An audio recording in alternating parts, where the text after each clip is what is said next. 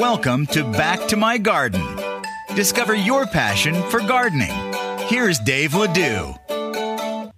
Well, good morning, good afternoon, or good evening, depending on where you are in the world when you listen to this. I'm Dave Ledoux, and welcome to a very unique episode of Back to My Garden.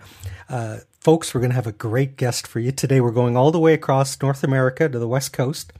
Heather adores composting, bees, and mycelium. She composts in her town, Olympia, Washington, and helps raise the awareness of her community garden. Her company, Oli Sunrise Compost Concierge, is Olympia's 100% bike-powered home compost collection service. Nobody's doing that. We're going to talk about that.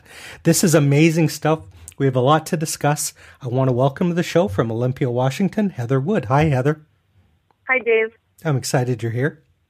I'm really excited. Thank you for having me.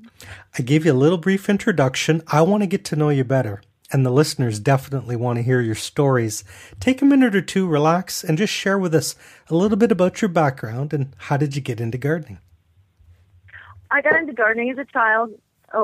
My folks, both of my parents were farmers, came from farming backgrounds. Nebraska, my grandparents are my father's, and my mother's from Minnesota, North Dakota.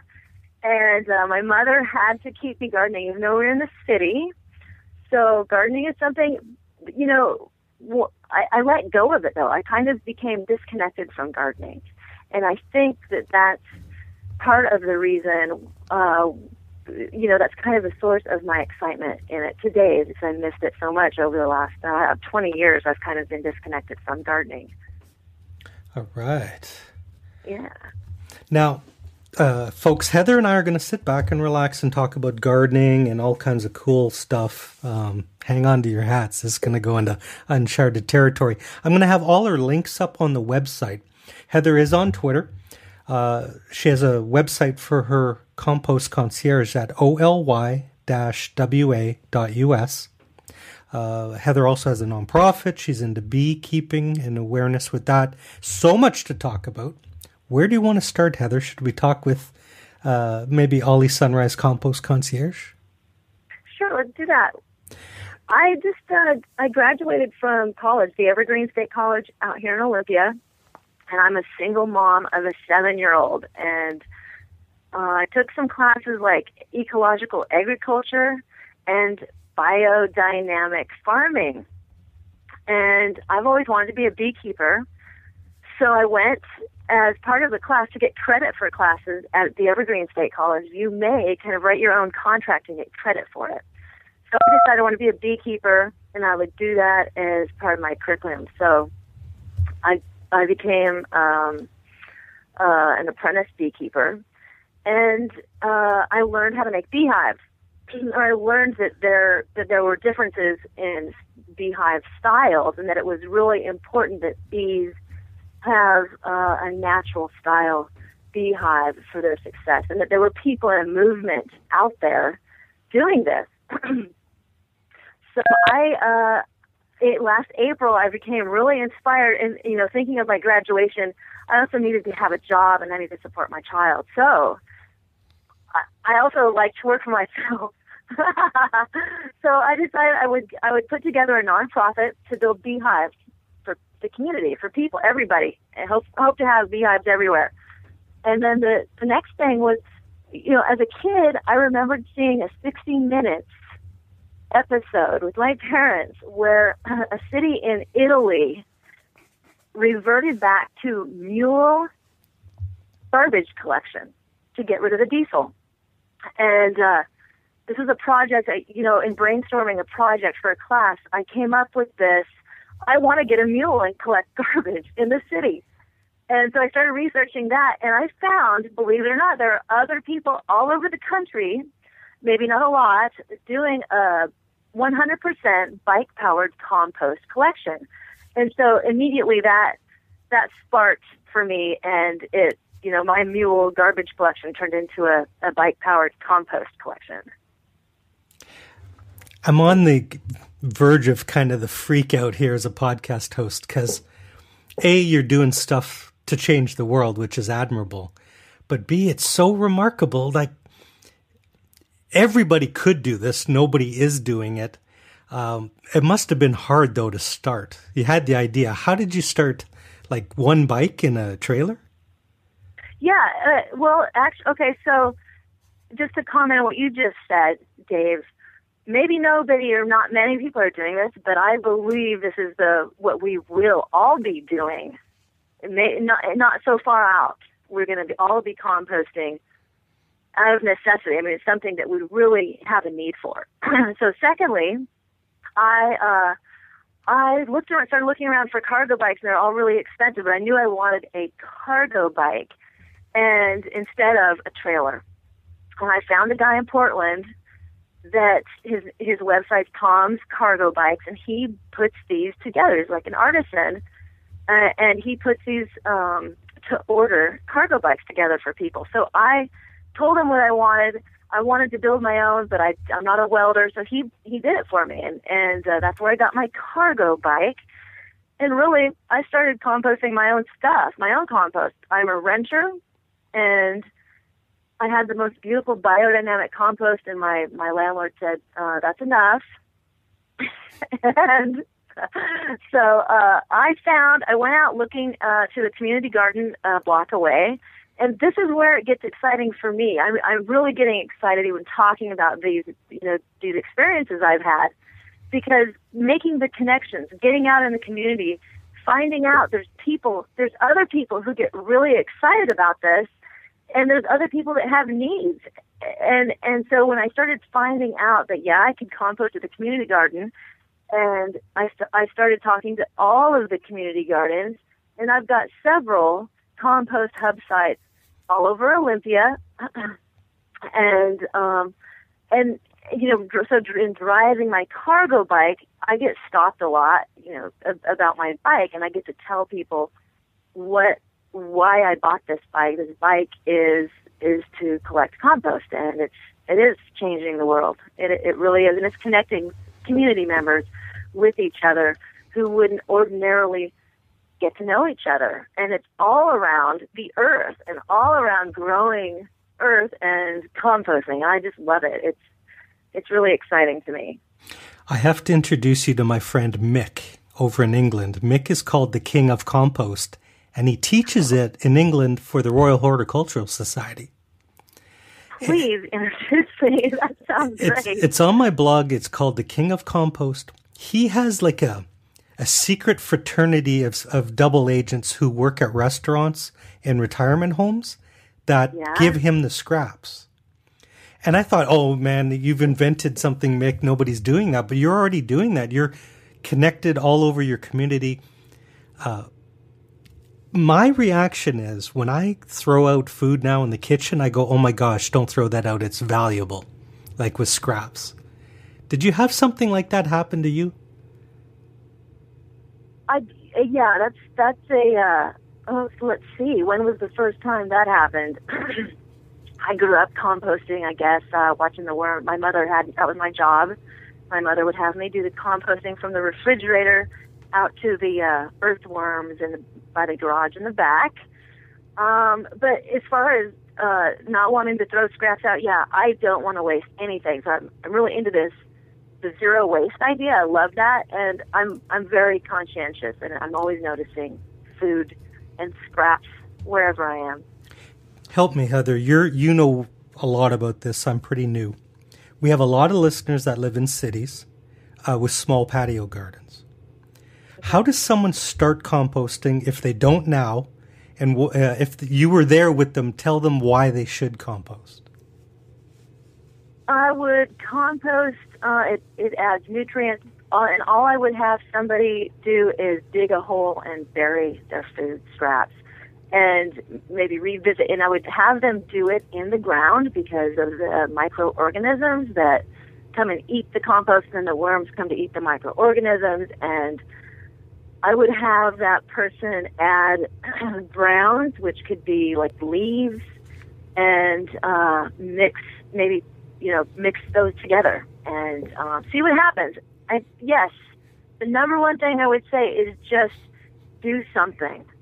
Just do something. Walk out your door with the scraps and do something with them. Experiment and figure it out on your own, because so much knowledge comes to us. We don't have to really go out and do this. We can just experience it ourselves, I think, and learn about it ourselves. I think it's right there to learn from.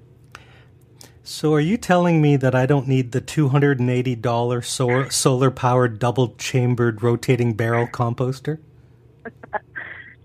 No, that could be valuable if you were going to compost a bunch of meat scraps that you don't want, to attract a lot of pests for. But no, you don't need that.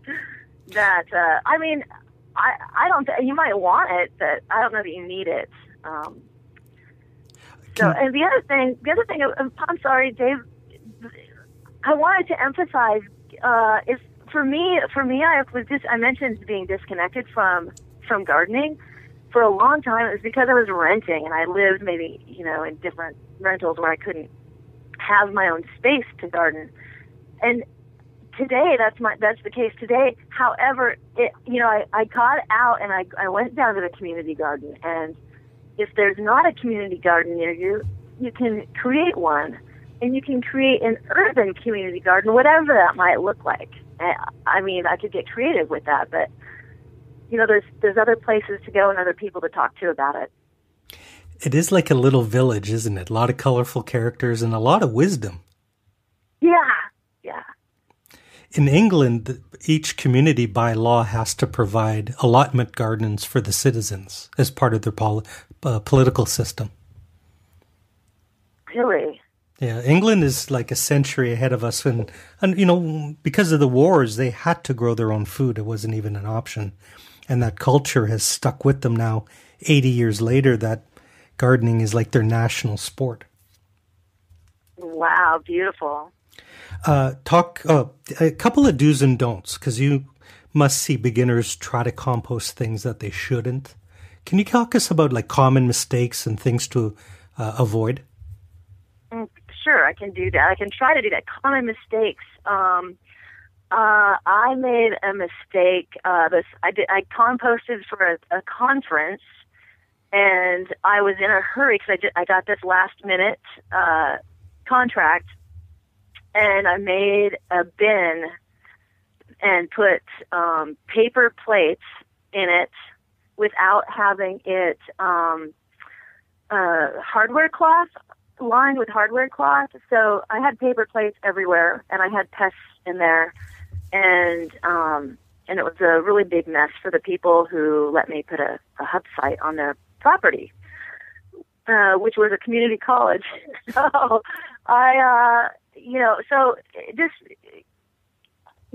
it comes with experience, and so now I know that I can expect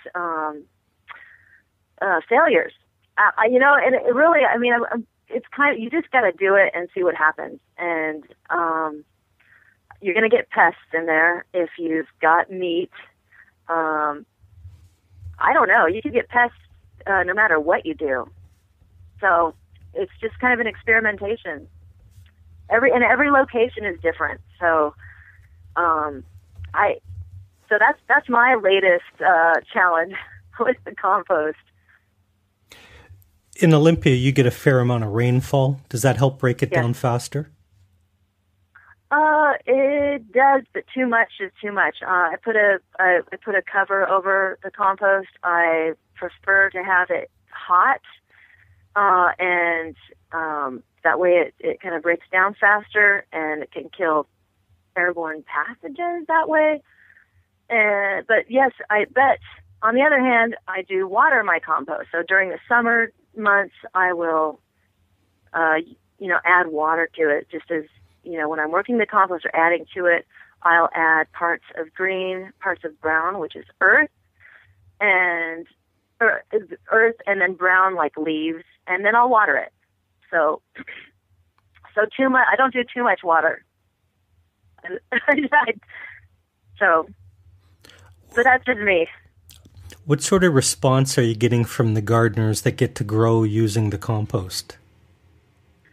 Well, I'm new. It's a new business. Okay. So my bins have not actually been harvested yet, but they are gorgeous, and I get a lot of comments from the gardeners there, and of course, people want to know if, just community members want to know if they can come and have some compost, and of course, everyone's welcome to come and get the compost.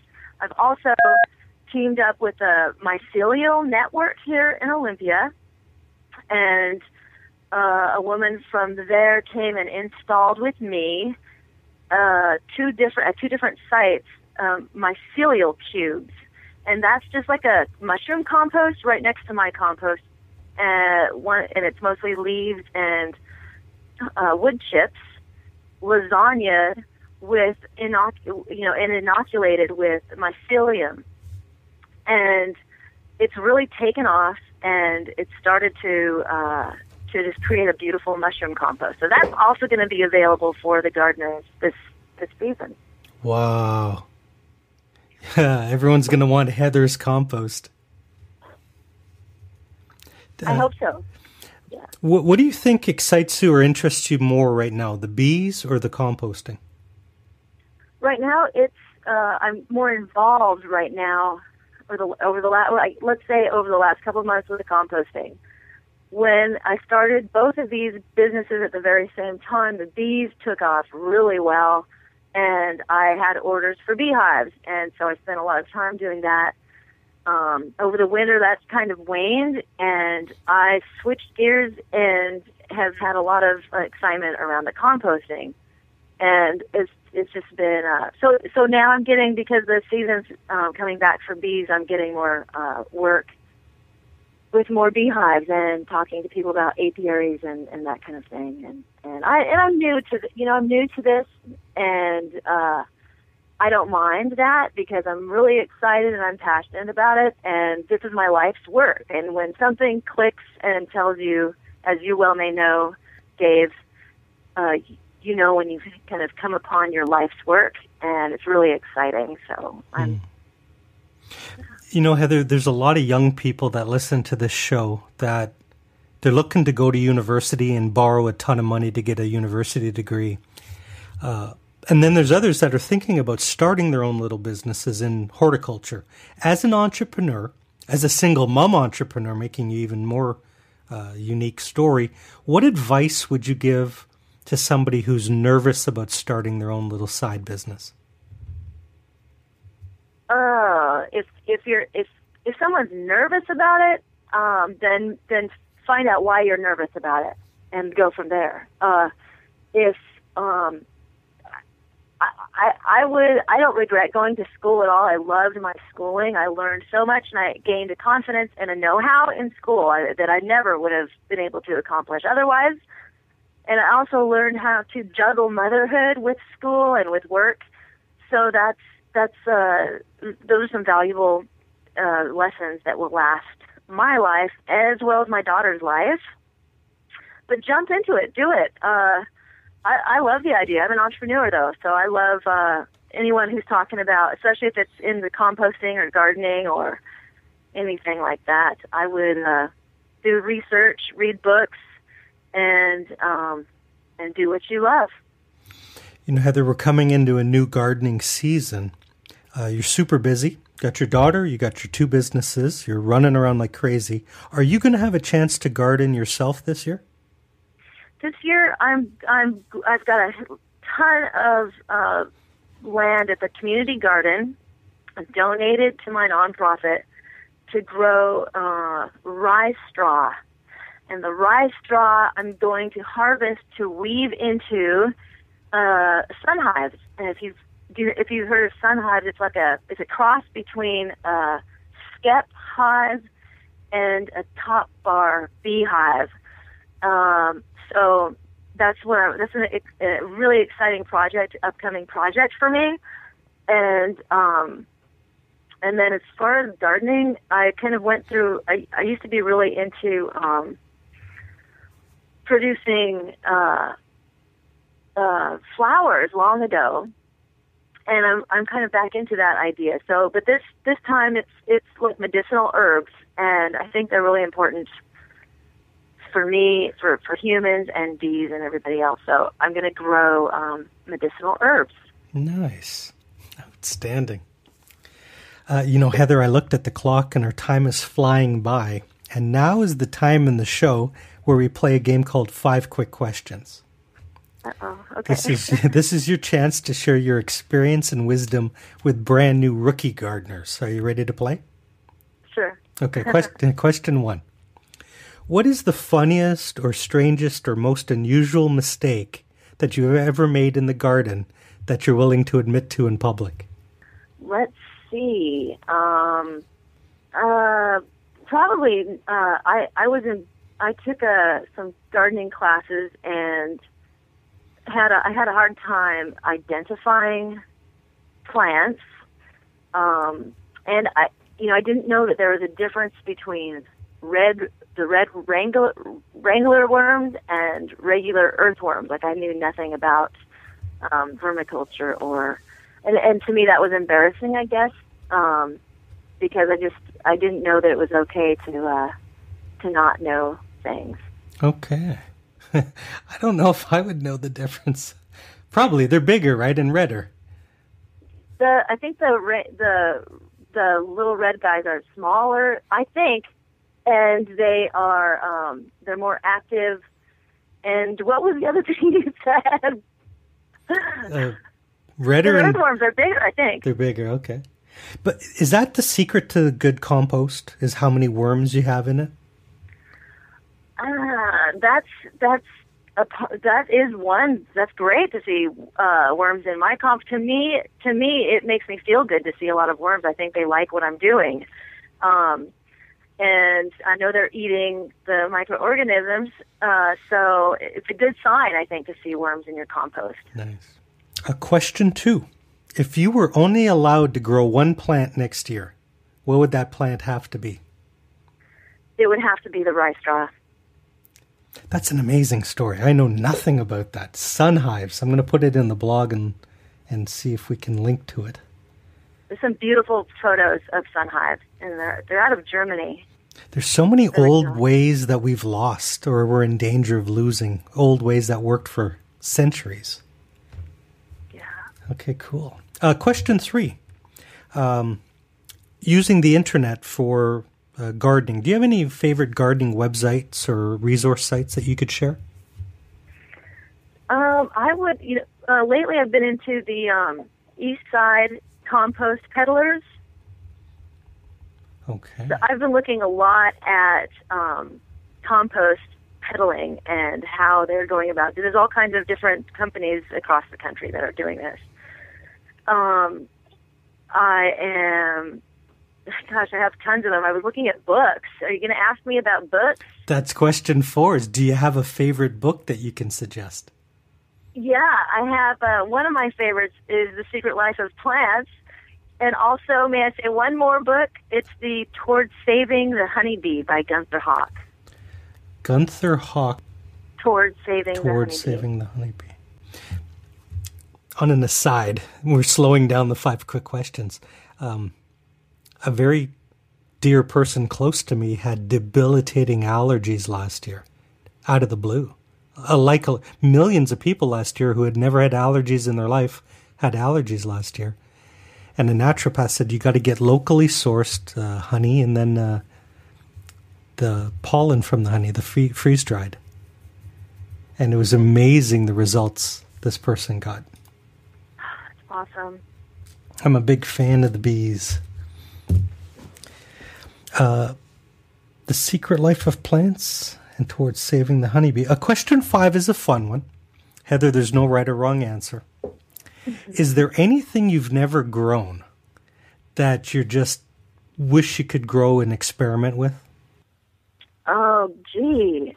I'm sure there is. I have never grown wine grapes, and I would love to have some wine grapes specifically to grow. And I don't know a lot about wine, but that's something in there. And when you sell your composting business for $5 million, you can buy a vineyard, and that'll be a new challenge for you. Listeners, Heather has some resources up on the web. Check it out at www.oly-wa.us. Heather, you're on Facebook too, right? Yeah, I am. I'm at Oli Sunrise Compost. And that's spelled just like it sounds, OLYSUNRISECOMPOST. I'll have that link up on the blog at Back to My Garden. You know, Heather, your fascinating story, you're very inspiring too. We have listeners now in like 62 countries. Can you speak to them? I want to give you the last word today. Can you leave us with either like a pearl of wisdom or a note of encouragement? Okay, yeah. Talk to your neighbors and find out the commonalities you have with your neighbors, and sit down to a meal with your neighbors. Wow, that's amazing. That was not what I expected. Good stuff. I've taken a half a page of notes. I'll have it all up on the blog. Heather, you've been a remarkable guest. Thanks for being on the show. Thanks, Dave. I just wanted to say I really like what you're doing. Thank you so much.